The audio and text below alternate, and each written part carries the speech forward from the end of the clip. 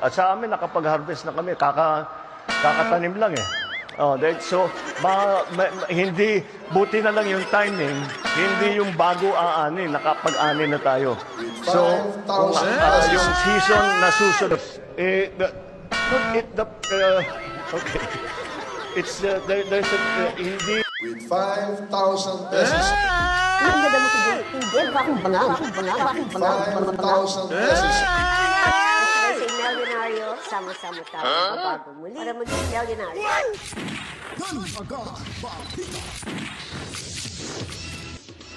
Alright, welcome back mga kabitaan. Heto na naman tayo nagbabalik ho para sa ating reaction video na gagawin sa mga oras na ito mga kabitaan. Bago tayo magsisimula ho, babatiin muna natin si Mommy Rose at Daddy Berting, tubi-tubias diyan sa Cebu City. At the same time, yung ating lahat ng mga moderators ho, na aktibong bumabantay o nagbabantay ho sa ating munting bahay mga kabalitaan. At lalo na ho sa mga hindi pa po nakapag-subscribe, subscribe na ho kayo para ho tayong lahat laging updated sa mga gaganapan sa ating lipunan. Pindutin nyo lang po ang notification bell, like, comment, at i-share nyo po ito. And then of course, ang pinakamahalaga sa lahat, no to skip ads mga kabalitaan. At Luzon, Visayas at Mindanao, Pilipino, saan mang lupalop ng ating mundo, mabuhay ho tayong lahat at gayon din sa mga magigiting ho nating mga kasundaluhan ho at mga kapulisan, lahat-lahat na yung laging nasa field na nagtatrabaho sa ating gobyerno, mabuhay tayong lahat. Anyways, hindi na tayo magtatagal po mga kabalitaan dahil sa puntong ito ay pag-uusapan naman ho natin itong pagbubunyag ni Chief Justice Antonio Carpio patungkol ho ito sa pagsisinungaling ni President Bongbong Marcos na ito pala ay malaki pang utang sa ating gobyerno dahil di umano ay hindi ito nagbabayad ng kanyang tax sa ating gobyerno at parang pinasisinungalingan pa nito na kumbaga ay wala ng utang. Yun ba yung narinig ho? Tama po ba yung narinig ho natin mga kabalitaan?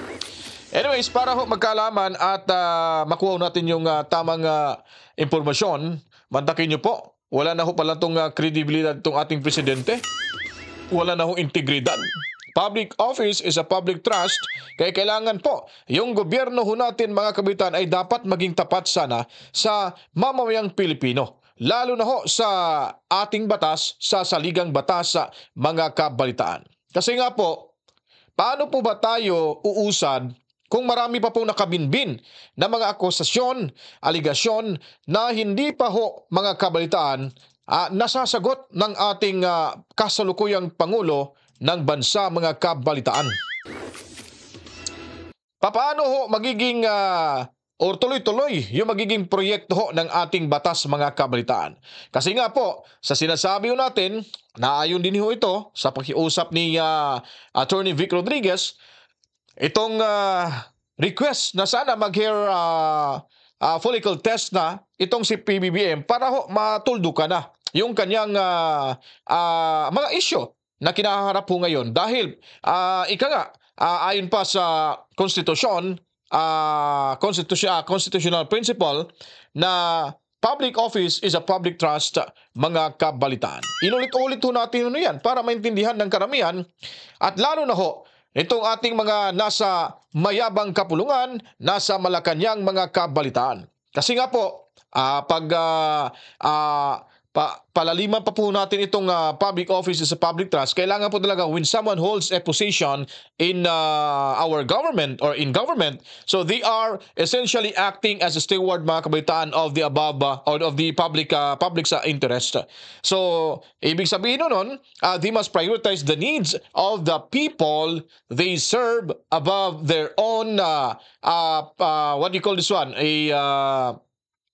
Yung personal gain, and always with integrity or act with integrity mga kabitan and transparency, and of course using their power of the benefit of the community mga kabalitaan. Kasi nga po, if you don't have that kind of understanding what is public office is a public trust, well definitely mga kabalitaan, talagang bangag na bangag ho kayo mga kabalitaan. That's a very simple. At bago tayo tumakbo bilang makakuha ng posisyon sa ating gobyerno, ay alam na ho natin ho yan. Kailangan isurrender mo, kailangan ipagbigay alam sa publiko, yung asset mo, yung responsibilidad mo, at yung yung pagkatao mo. Kailangan i-divulge mo yan to let the people know about who really you are. Kasi nga, buong bansa yung dinadala ho natin dito. Hindi lang ho isang barangay, mga kabalitaan. So now, kung sasabihin ho natin, mga kabalitaan, na ayaw niya pong magpa-hair follicle test. So in what reason? Dahil ba takot na malaman ng katotohanan? O talagang sadyang nagpakatanga-tangahan lang ho itong ating presidente ngayon? Lalo na ho itong lumabas na akusasyon na naman. Ay, hindi naman to siguro, nasa Korte Suprema na ho ito. Mismo si Chief Justice, former Chief Justice Antonio Carpio, siya po yung nag-file ho ng kasong ito, mga kabalitaan. Well, anyways, para naman ho maintindihan ho ng lahat at malaman kung ano talagang kahulugan ho nito, ito, panoorin na lang muna natin ito. Bibigyan ho natin itong reaksyon, itong panayam ni Manong Ted kay Justice Antonio Carpio, mga kabalitaan. Umaga po and thank you sa panahon pong ibinigay po sa ating programa ni former Supreme Court Senior Associate Justice Antonio Carpio. Justice, good morning po, sir. Okay. Good morning po, Justice, and thank you again ho for your time. And sabi ko nga po kanina sa aming pong programa earlier in the day, no, sabi ko po na ito pong ating discussion po ay academic discussion para humaunawaan ng taong bayan sa simple hong paliwanag ano ho ba itong kasong ito na kinakaharap pong diskwalifikasyon ni Mr. Marcos. Pero bago pong lahat, Justice, ano po muna niyo po reaksyon doon po sa pahayag daw kagabi sa isa po sa mga programa dito po sa Signal TV na ang binanggit daw po ng kampo ng mga Marcos na isa kayo sa mga nasa likod ng disqualification case na isinampa sa COMELEC laban sa kanila. Well, sinulat ko yan sa column ko sa Inquirer, di ba? Sa October 28. After sinulat ko yon, ang daming tumawag sa akin. Tinanong ako kung pwede mag-file ng disqualification case. Sabi ko, of course, you can file. Klarong-klaro naman. And the more disqualification cases, the better. Yun ang sagot ko. And kung kailangan ninyo ng tulong, I can help also. I mean, and sumulat ulit ako ngayon today, no? About that disqualification case. But personally, hindi ako petitioner. Pero if anyone wants to ask my opinion, I'm free. Sinusulat ko yun na. Right, so bibigyan ho natin ng clarification, mga kabaitan. Para nabanggit ko yata na itong si Chief Justice, siya yung mismong nag-file ho ng petition, if I'm not mistaken. So I stand corrected, mga kabaitan. So meron palang tumawag ho sa kanya na nagtatanong kung maaari bang mapetisyonan ng disqualification disqualification case itong si Bongbong Marcos. Dahil nga po sa pagiging tax evader ho nito sa ating bansa. So tuloy ho natin ito dahil impromptu itong video natin napanood at nakita lang ho natin yung headlines nila, kaya dire-diretso tayo na binigyan agad ng reaction ang video ito. That's public knowledge. So, personally po, wala kayong kaugnayan sa petitioners o hindi kayo kasama doon sa paghahanda ng petition at maaaring kinuha lamang pong ang mga kaisipan sa inyong kolom? Well, yung iba kilala ko ng mga some of the petitioners, so nag-uusap kami, nag-exchange ng ideas, pero sila ang nag-prepare ng petition. But of course, binasa nila yung column ko, tsaka tinatanong rin ako sa mga ideas, ganyan naman talaga eh. Opo. But in case lang po na talagang kayo po ay may kinalaman dito, masama ba yun? Wala. Klaro naman. Sabi ko, go ahead and file. I'm in fact inviting everybody to... Kaya itong si Manong Ted, mga kabalita, no? Tinatanong pa si Chief Justice, ano ba, pag ikaw may kaalaman sa ganito, masama po ba yun? Parang sinasabi niya na dito, pinapatamaan niya talaga si Bongit. Kasi nga, nung nag-file ho ng impeachment, nag-file ho ng petition to question ho, itong 2025 GAA, ay ang sagot ho ni Bongit, ay talagang yung aksyon ho ng Duterte Group ay pang destabilisasyon, mga kabaitan, sa kanyang gobyerno, sa kanyang administrasyon. Siya pa'y nagagalit. At sabi niya, kung maging unconstitutional daw yung naturang budget, ay he will shut down everything daw, mga kabalitaan. Di ba? Parang bata, mga kabalitaan, itong si Bongit. At alam naman ho nila na medyo kailangan talaga ng guidance itong si Bongit.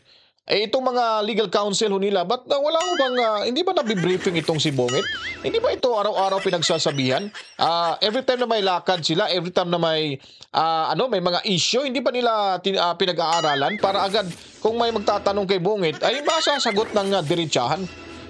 Kasi si Bongit, pag on the spot, i-impromptu o ambush interview, mga kabalitaan, nawawala ho sa sarili. Nawawala ho siya sa kanyang direksyon kung paano niya ho sasagutin itong mga problema. Kaya itong si Manong Ted, diretsahan ng tinanong. Masama po ba, Justice Carpio? Pag ikaw may kaalaman ho nito.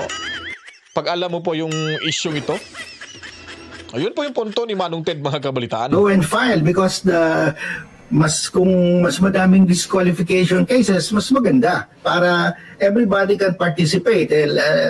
Makita yung lahat ng mga anggulo kung tama ba o mali. Opo.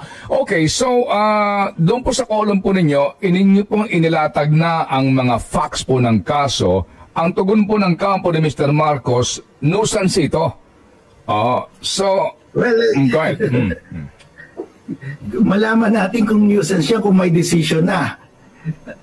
Sasabihin nila ngayon, sagutin muna nila. Ang unang tanong dyan, may conviction ba talaga? Was Bongbong Marcos actually convicted by the Court of Appeals? And was there a penalty? Yung klaro yun meron may dokumento So the moment there is a conviction, edi ang sunod niyan, may batas ba na nagdi-disqualify sa kanya kung na-convict siya? Meron. May dalawang provisions of law Section 12 ng Omnibus Election Code at saka Section 53 ng National Internal Revenue Code. Dalawa yan. Separate yan. Pwede kang ma-disqualify based on one provision only. Opo, so sa dalawang provision ka ninyo ay sapat na para sa disqualification po o sa kaisipan ng ibang abogado na yung pong binabanggit na conviction ay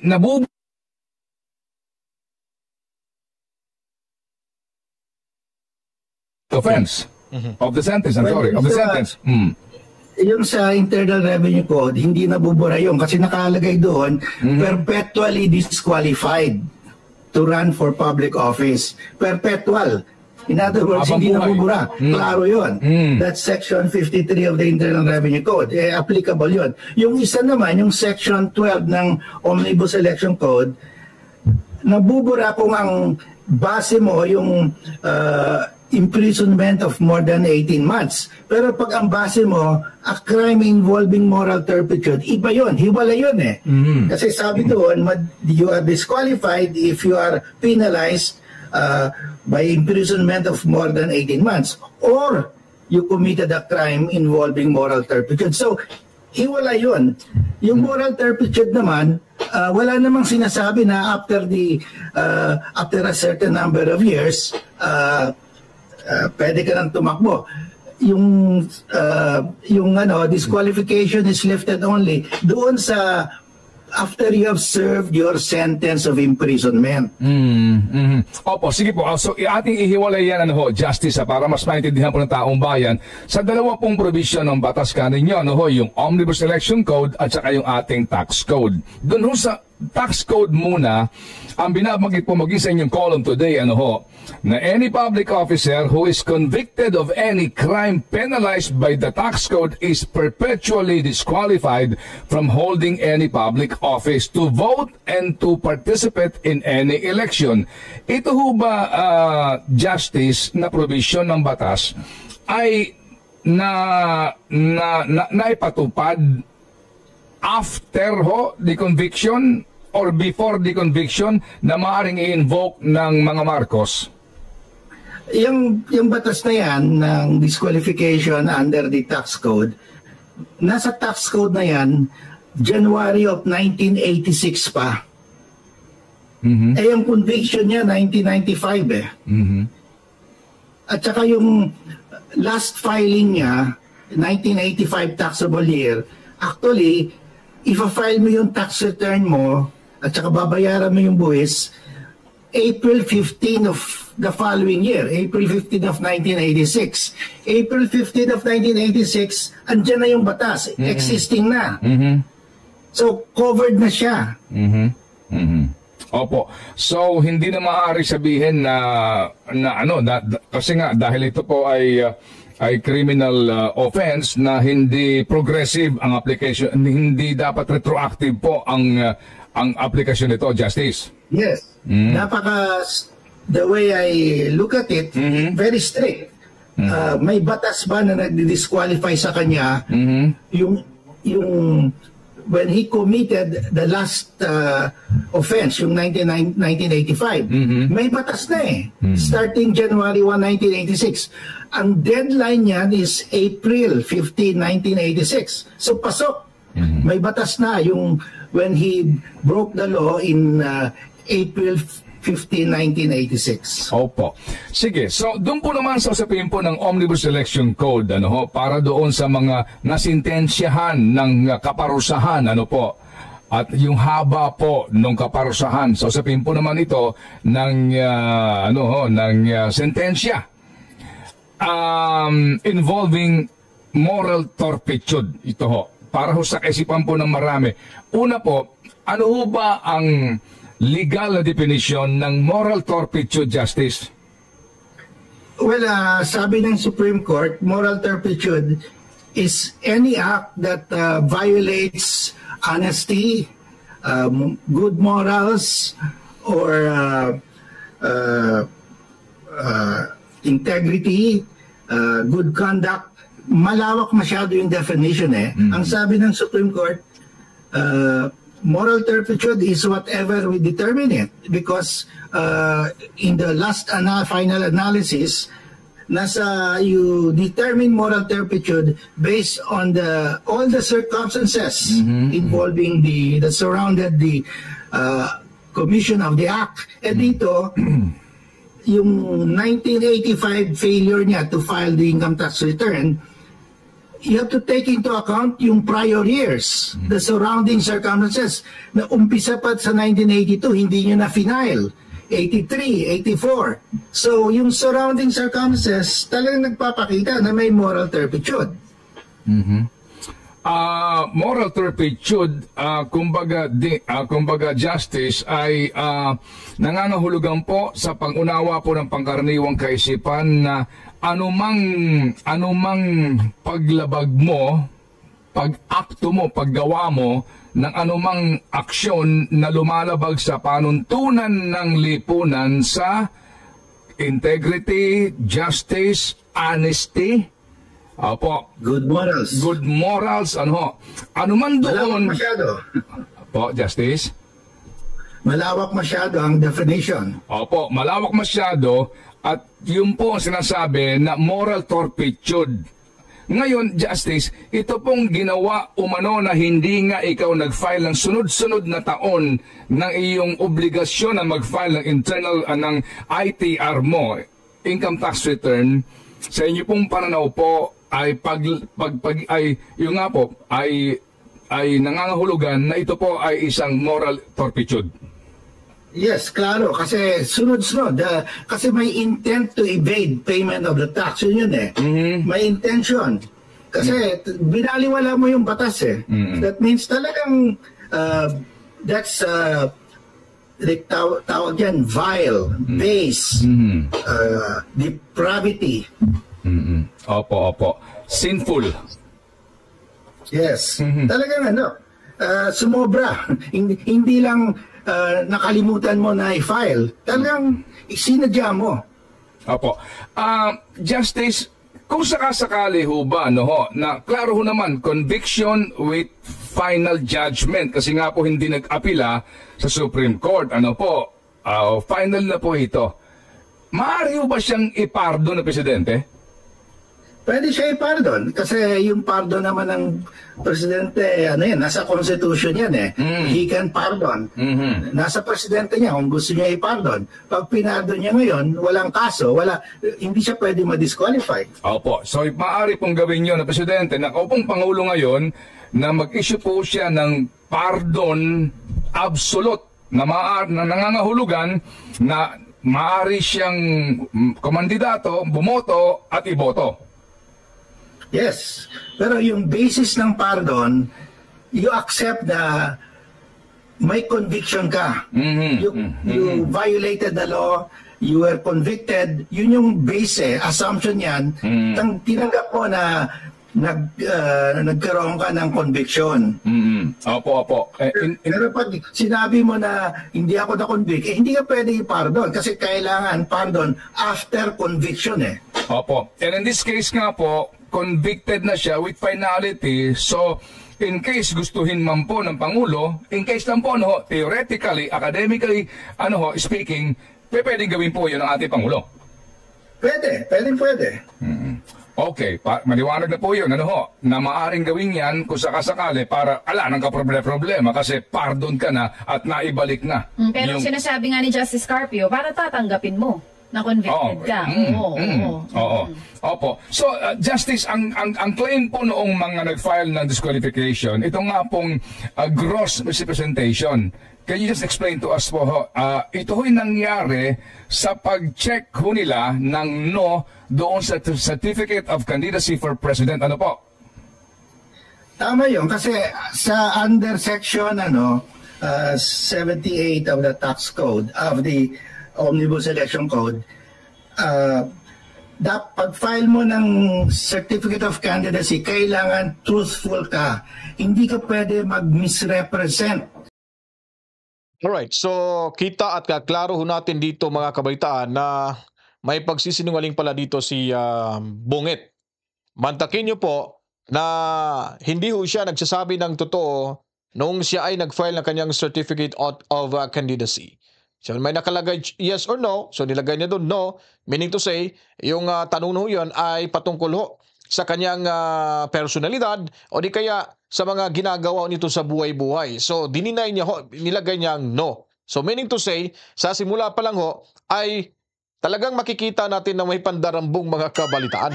May paglilinlang mga kabalitaan. May kasinungalingan mga kabalitaan. Halos lahat na ho. Kaya nga pasok nga sila sa tinatawag ho ni Manong Ted ni Chief Justice Carpio na kung saan ito ay may pasok ho sa moral, moral turpitude mga kabalitaan. So dito natin masusukat. Kaya pala nagkagulo-gulo ho dito kasi gawain na pala yung pagsisinungaling ng ating Pangulong Marcos mga kabalitaan. Di po ba? So kaya pala tinutolerate na lang ho nila yung kalukuhan dyan sa Kamara. Sabi ko nga parang may alas bawat isa sa kanila dyan mga kabalitaan. Kasi pag pinalagan niya itong si Tamba, malamang ho, magiging kaaway niya ho dito. Maliban sa magiging kaaway niya dito, baka may sasabihin sa publiko against sa ating presidenteng si Bungit mga kabalitaan. Kaya hindi makakilos-kilos ng maayos itong ating presidente. Dahil marami ho siyang kinatatakutan dyan sa Kamara. Maraming hawak na alas itong si Tamba mga kabalitaan laban ho sa kanya. Kung hindi ho sinabi ito, malamang kung hindi sinabi nito ni Chief Justice Antonio Carpio, malamang sa alamang mga kabaitaan, alam mo ito ni Tamba at magiging isa sa kanyang magiging alaso laban sa kanyang pinsang si Bungit kabalitaan. O di po ba? Very simple logic ko. Napakatalino po talaga itong si Chief Justice Carpio. Nabibigyan ho niya tayo ng, kumbaga, na-enlight ho tayo niya sa mga impormasyon na kanyang sinasabi ngayon. So, nakunik ho natin. Nakunik ho natin, malamang, yan po, ito lamang po yung akin na observation. Pero posibilidad na ito po yung kanyang isa sa mga alas na hawak-hawak ni Tamba sa kanyang pinsan mga kabalitaan. Any false representation is a ground to disqualify you. Pag sinabi mo na hindi ako na-convict, na-convict ka, may judgment of conviction, that's a false representation. Yung certificate of candidacy mo is void from the very start. Merong kaso diyan, ako nag-decide yan si Halos Sos. He was convicted of robbery. Pero nag-file siya ng certificate of candidacy, tumakbo siya, nanalo siya sa bilangan. After nanalo siya sa bilangan, nag-decide ang COMELEC.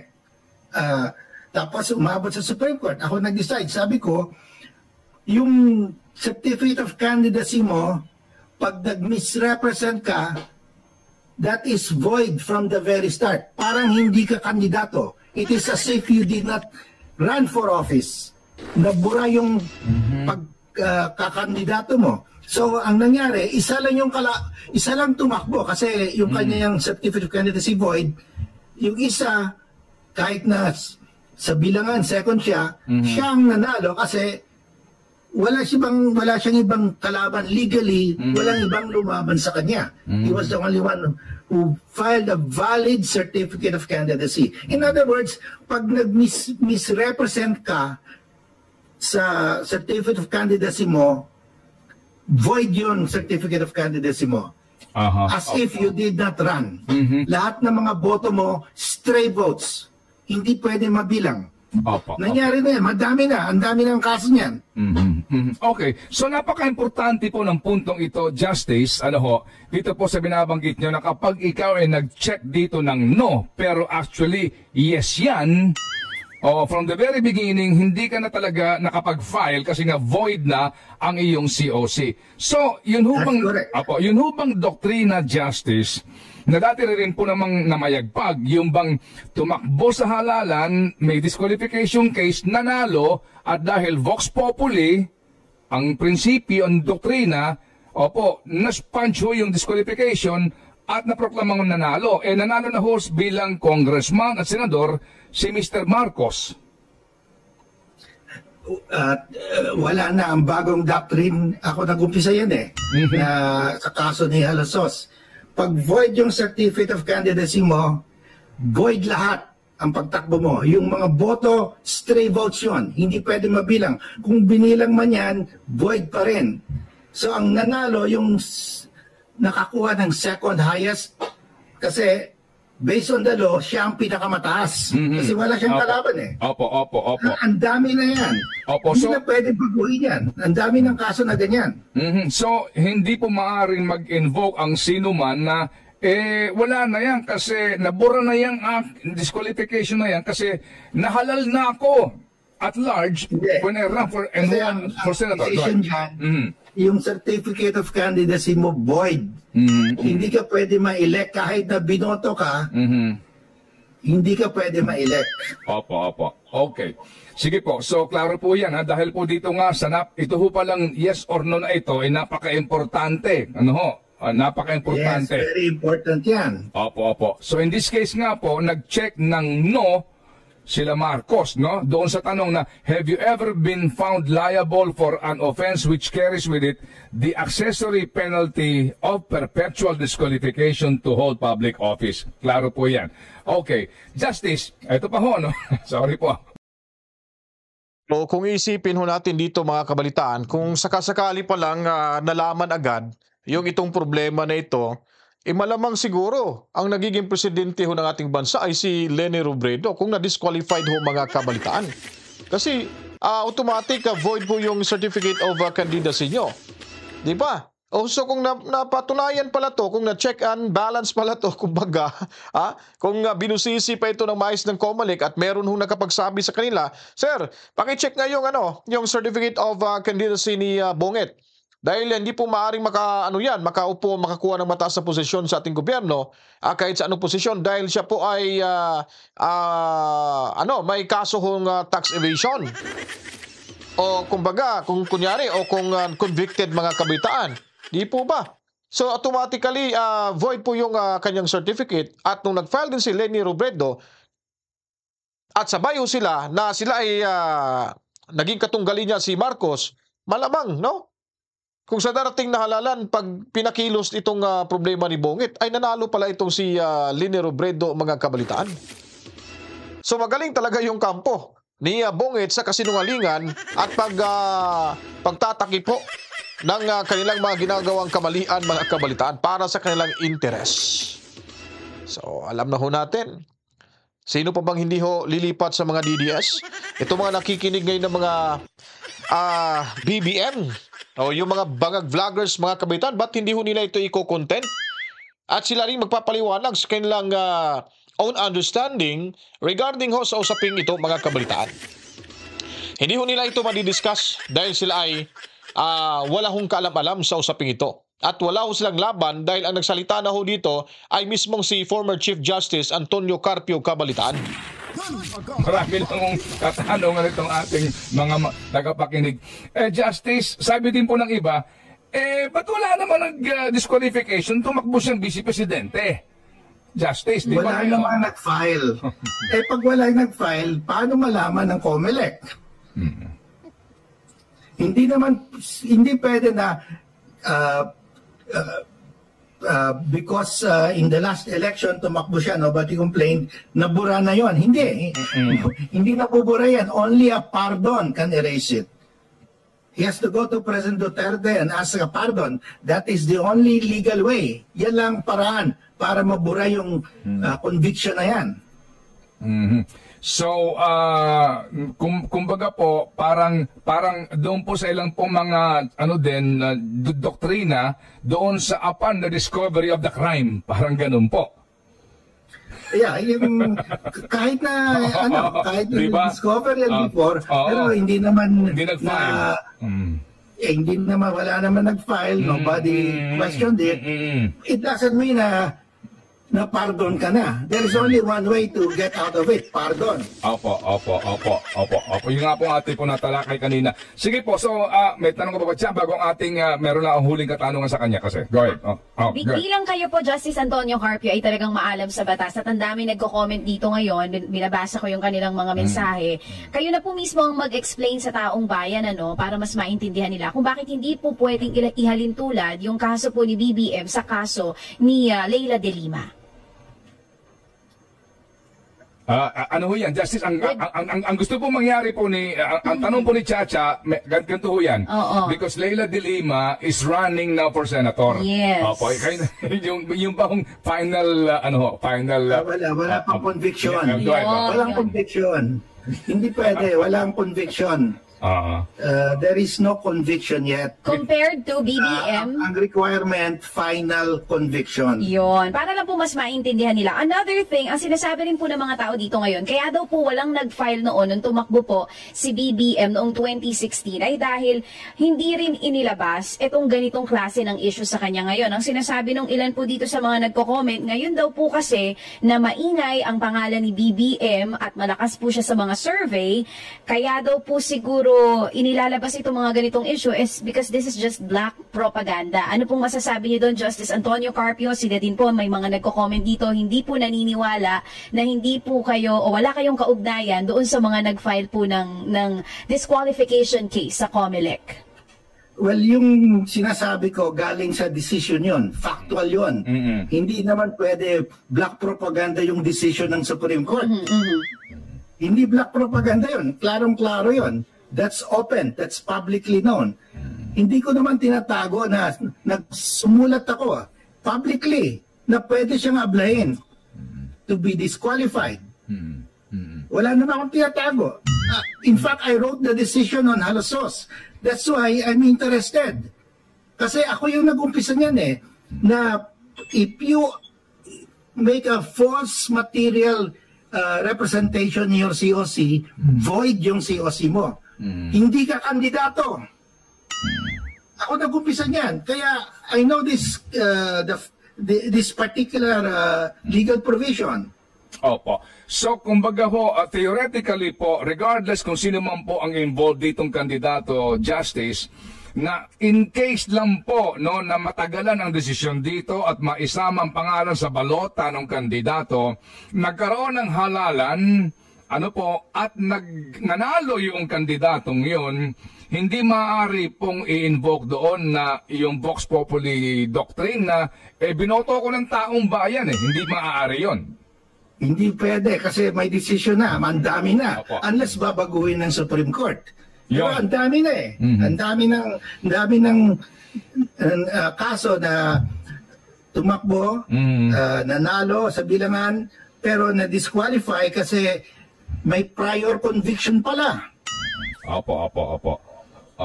So, yung nga ho, ang sinasabi ho na dito po, let the ballot decide and not the COMELEC nor the Supreme Court? Justice, ano yung take doon? Hindi, kasi may batas tayo eh. That is the law.